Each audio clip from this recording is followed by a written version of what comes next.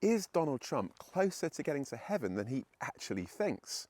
I recently commented on the fact that Donald Trump said his motivation in wanting to bring an end to the war in Ukraine was that he wanted to get to heaven. But I want to try and get to heaven if possible. I'm hearing I'm not doing well. Now, sadly, that war is still continuing, but wonderfully, he has been able to negotiate a peace deal in the Middle East, something that he's been widely praised for from across the political spectrum. And so on his return from the Middle East, he was asked whether he now felt that he had a better chance of getting to heaven. I was really intrigued by his response. I don't think there's anything going to get me in heaven, okay? I really don't. I think I'm not maybe heaven bound.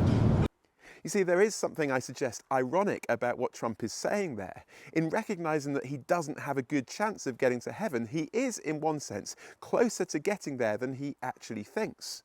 You see, Jesus said he came to call not the righteous, but sinners to repentance. The first step to coming to Jesus, receiving his forgiveness and ultimately being with him in heaven, is not to think that we are good enough for it, that heaven is somehow a reward for the deserving, but actually to recognise that we're not good enough, that it's a gift for those who don't deserve it. So in recognising that he's not doing well, Trump is actually in a better position than the person who thinks that they are doing well. He recognises, at least in this instance, that he needs some intervention, an intervention that God has made possible for any of us if we recognise our own failings. I was struck by what he said at the Charlie Kirk Memorial Service. He did not hate his opponents. He wanted the best for them. That's where I disagreed with Charlie.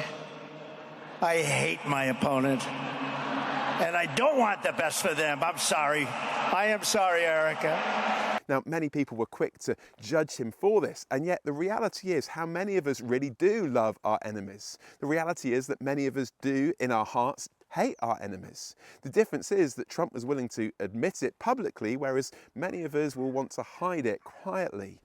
You see, a recognition of our own failings is the first step to coming to know that we need forgiveness. A forgiveness that we can receive freely through Jesus, and a forgiveness that will transform us from the inside out so that we can, with the help of God and by his Spirit, come to love our enemies and to live more like Jesus. But always remembering that heaven is not a reward for the deserving, but it is a gift for those who are willing to receive what Jesus has made available.